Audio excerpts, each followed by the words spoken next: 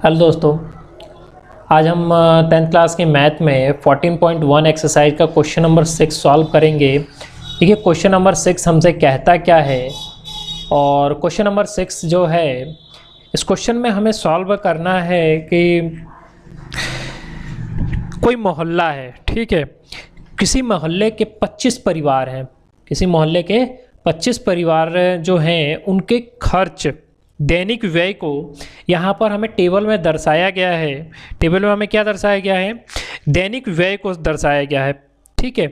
तो हमें किसी भी विधि द्वारा ओके माध्य निकालना है।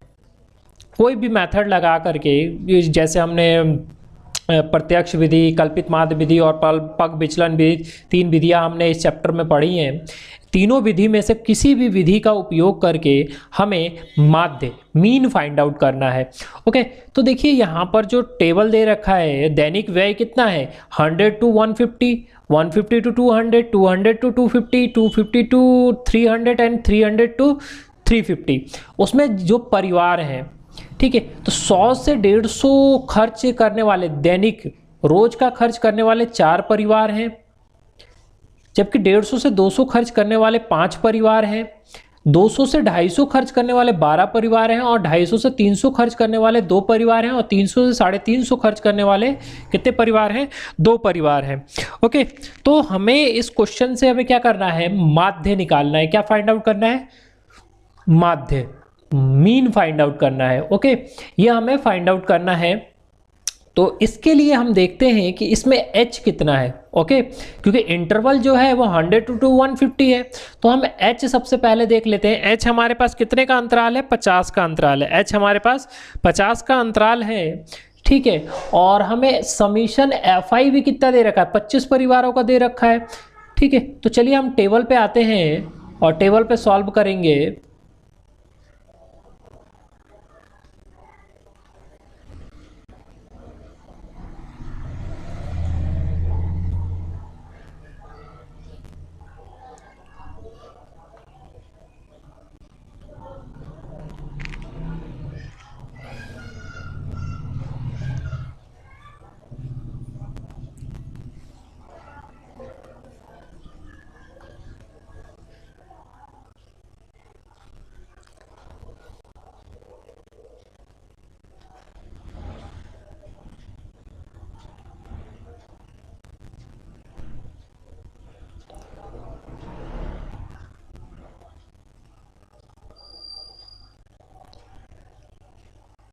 तो हम यहाँ पर नोट कर लेते हैं, h हमें गिव फाइंड आउट हमें करना है, मीन फाइंड आउट करना है, माध्य निकालना है। क्या निकालना है? माध्य निकालना है। तो माध्य हमें फाइंड आउट करना है, और h हमारे पास 50 है, और जो समीशन fi है वो कितना है? 25 है। 25 परिवारों का निकाल रहे हैं, तो हम दैनिक व्यय लिख लेते हैं। दैनिक व्यय कितना है? तो दैनिक व्यय, ओके, और परिवारों की संख्या दूसरे में लिख लेते हैं, परिवारों की संख्या। ओके, तो जो खर्च हो रहा है वो 100 से 150 खर्च हो रहा है, 150 से 200 खर्च हो रहा है। ये इंटरवल हमें दे रखा है। 200 से 250 खर्च हो रहा है, 250 से 300 खर्च हो रहा है, और 300 से 350 खर्च हो रहा है। ये हमारे पास खर्च हैं, जिसमें परिवारों की संख्या जो है वो 4 है, 5 है, 12 है, 2 है, और 2 है, ठीक है। टोटल हमारे पास जो परिवार हो रहे हैं वो कितने हो रहे हैं? 25। मतलब कि समीशन fi कितना है? 25 है, ठीक है। अब देखिए हम इस क्वेश्चन को जब करेंगे तो हमें करना क्या है कि हम यहाँ पर एज्यूम्ड मेथड का एज्यूम्ड मेथड का भी यूज कर सकते हैं, स्टेप डिवीजन मेथड का भी यूज कर सकते हैं, या डायरेक्ट मेथड का भी यूज कर सकते हैं। ओके, तो हम सबसे पहले क्या करते हैं, यहाँ पर xi फाइंड आउट करते हैं, क्योंकि जो इंटरवल दे रखे हैं उससे हमें xi फाइंड आउट करना पड़ेगा। तो xi निकालने के लिए हमें क्या रूल पता है कि अपर लिमिट रूल हम जानते हैं। रूल क्या होता है? उच्च सीमा प्लस निम्न सीमा अपॉन 2।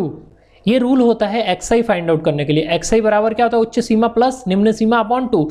तो 100 प्लस 200 और 100 प्लस 150 250 हो गया, तो कितना आ जाएगा, 125 आ जाएगा। तो हम यहाँ पर लिख लेते हैं 125, 175, 225,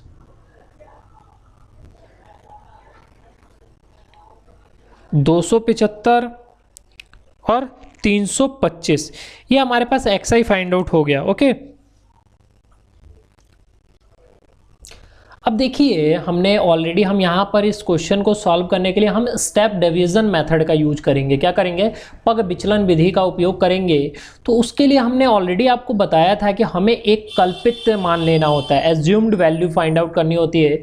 जिसको एज्यूम्ड वैल्यू के लिए हमने क्या बोला था कि आप एक्सआई में से कोई भी मिडिल वैल्यू को ले लीजिए, मिडिल वैल्यू को।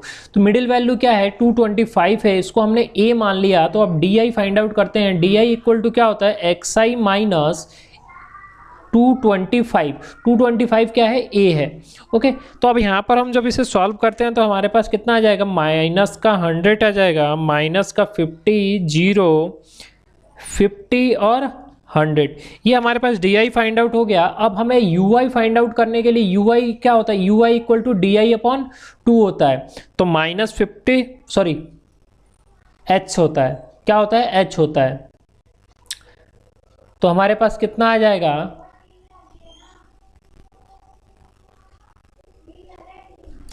डी आई अपॉन एच, और ऑलरेडी एच कितना है, 50 है। तो इसको डिवाइड करिए तो -2, -1, 0, 1 और 2 आ गया। ठीक है, अब हम क्या करेंगे, यू आई की एफ आई से मल्टीप्लाई हो जाती है, ये एफ आई फंक्शन है। तो यू आई और एफ आई की मल्टीप्लाई करते हैं तो हमारे पास -8 आ जाएगा, माइनस का 5 आ जाएगा, 0 आ जाएगा, 2 एंड 4 आ गया।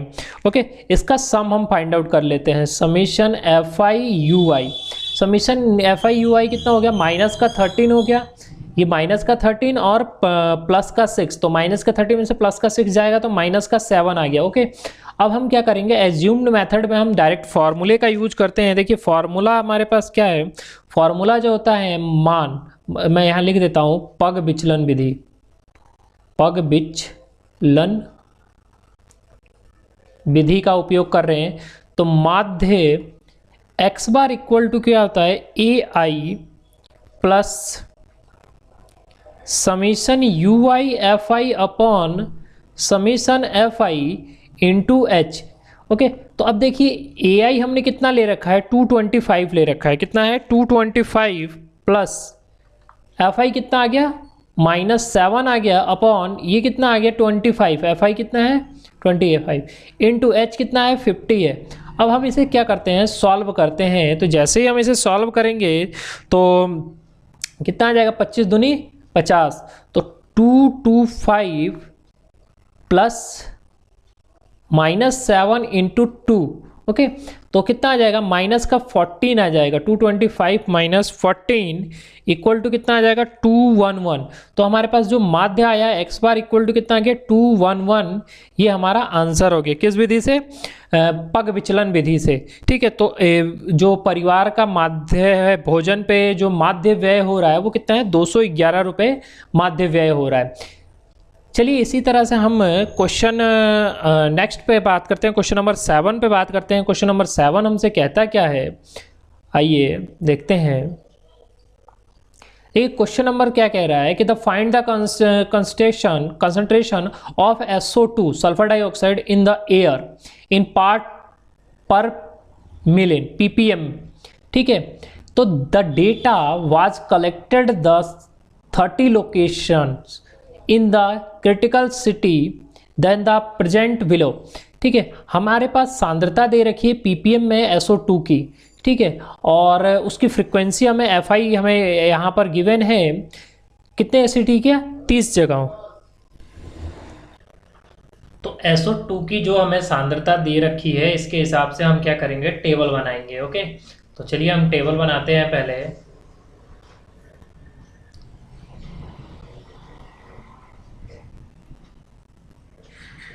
और टेबल में वैल्यू को रखते हैं SO2 की सांद्रता, SO2 की सांद्रता और बारंबारता जो दे रखी है, फ्रिक्वेंसी हमें दे रखी है, बारंबारता हमें गिवन है। तो SO2 की जो सांद्रता दे रखी है 0.00 से लेकर के 0.04 वाले कितने सिटी हैं, लोकेशन है 4 हैं। 0.04 से 0.08 की कितने लोकेशन है हमारे पास, 9 है। 0.08 से लेकर के 0.12 के हमारे पास 9 लोकेशन है, और 0.12 से लेकर के 0.16 के हमारे पास 2 लोकेशन है, जबकि 0.16 से लेकर के 0.20 के हमारे पास 4 लोकेशन है, और 0.20 से 0.24 के जो लोकेशन है वो हमारे पास 2 लोकेशन है। ओके, तो अब हमें इस क्वेश्चन को सॉल्व करना है। हम किसी भी मेथड का यूज कर सकते हैं। इस क्वेश्चन में भी क्या बोल रखा है कि किसी भी आप मेथड का यूज कर सकते हैं। तो अभी तक हम सिर्फ एक मेथड को सीख रहे हैं, तीनों मेथड ऑलरेडी हमने वैसे बता चुके हैं। ठीक है, यहाँ पर हम क्या करेंगे, यहाँ पर भी हम पग विचलन विधि का ही उपयोग करेंगे जिससे हम इसे सॉल्व कर सकें। तो चलिए, सबसे पहले हमें फाइंड आउट करना होगा xi। क्या फाइंड आउट करना होगा, xi फाइंड आउट करना होगा। ठीक है, और xi का फॉर्मूला आपको हमने पहले ही बता चुके हैं कि xi का फॉर्मूला क्या होता है। तो देखिए, xi का फॉर्मूला क्या होता है, उच्च सीमा प्लस निम्न सीमा अपॉन 2, उच्च सीमा प्लस निम्न सीमा अपॉन 2 होता है। तो हम यहाँ से xi फाइंड आउट कर लेंगे। ठीक है, तो जो xi हमारे पास आएगा कितना आएगा, 0.4 का 0.02 आ जाएगा, 0.06 आ जाएगा, 0.10 आ जाएगा, 0.14 आ जाएगा, 0.18 आ जाएगा, और 0.22 आ जाएगा। ठीक है, अब हमें क्या करना होता है, ऑलरेडी हमने एक क्वेश्चन आपको पहले ही बताया था कि एज्यूम्ड वैल्यू फाइंड आउट करनी होती है। एज्यूम डी फाइंड आउट करने के लिए, डी फाइंड आउट करने के लिए क्या करना होता है, हमें एक एज्यूम मान लेना होता है। तो हम इसमें से, अब 5 होते थे तो हम मिडिल टर्म ले लेते थे, लेकिन यहाँ पर 6 वैल्यू है, तो यहाँ पर हम कौन सा ले, तो यहाँ पर इन दोनों में से आप कोई भी ले सकते हैं, या तो 0.10 ले लीजिए या 0.14 ले लीजिए। हम यहाँ पर 0.14 ले लेते हैं, 0.14 ले लेते हैं, जिसे हम एज्यूम्ड मान लेते हैं, एज्यूम्ड वैल्यू है। ठीक है, और अब इसे सॉल्व करते हैं तो हमारे पास कितना आ जाएगा, माइनस का 0.12, 0.08 माइनस में 0.04, 0.04 और 0.08। ठीक है, अब हम क्या करेंगे, यहाँ से ui को फाइंड आउट करेंगे। ui बराबर क्या आता है, di अपॉन h होता है, di अपॉन h होता है। तो यहाँ पर कितने कितने का इंटरवल डिफरेंस है, इंटरवल डिफरेंस जो है वो 0.04 का इंटरवल डिफरेंस है। तो अब 0.04 का इंटरवल डिफरेंस है, तो इसे डिवाइड करेंगे तो हमारे पास कितना आ जाएगा, माइनस का 3, माइनस का 2, माइनस का 1, 0, 1 और 2 आ जाएगा। देखिए h हमारे पास कितना है, 0.04 का है। ठीक है, अब हम ui और fi फाइंड आउट करेंगे। ui fi फाइंड आउट करने में -12, -18, -9, 0, 4 और 4 आ जाएगा। ठीक है, समीशन ui fi हमारे पास कितना आ गया, 12, 8, 30, 30 39, 39 में से 8 गया, 31 आ जाएगा, माइनस का 31 आ गया। और ये कितने परिवारों का ले रखा था, तो समीशन fi कितना है, 30 है, 30 परिवार, 30 लोकेशन का ले रखा था। ठीक है, अब यहाँ पर हम पग विचलन विधि का ही उपयोग कर रहे हैं, पग विचलन विधि का उपयोग करते हैं। ठीक है, और पग विचलन विधि में फॉर्मूला जो हमने माध्य के लिए लिखा है वो x bar equal to ai plus ui fi upon summation ui fi upon summation fi into h होता है। ओके, तो अब हम यहाँ क्या करेंगे, यहाँ पर इस वैल्यू को रखते हैं। तो ai हमने कितना ले रखा है, ai हमने ले रखा है 0.14 ले रखा है। कितना लिया है हमने, 14 लिया है।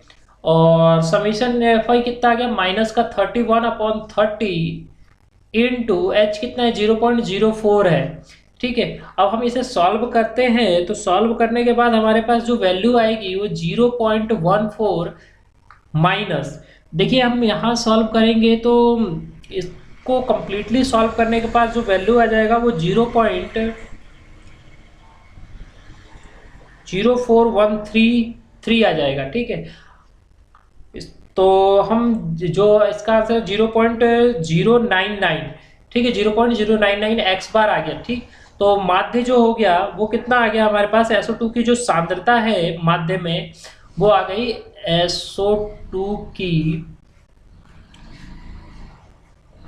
सांद्रता का माध्य 0.099 ppm में आता है। ठीक है, तो ये हमने क्वेश्चन नंबर 7 भी कर लिया। इसी प्रकार से आप क्वेश्चन को कर सकते हैं। अभी हमने स्टेप डेविएशन मेथड का यूज किया, स्टेप डेविएशन मेथड से क्वेश्चन को सॉल्व किया है।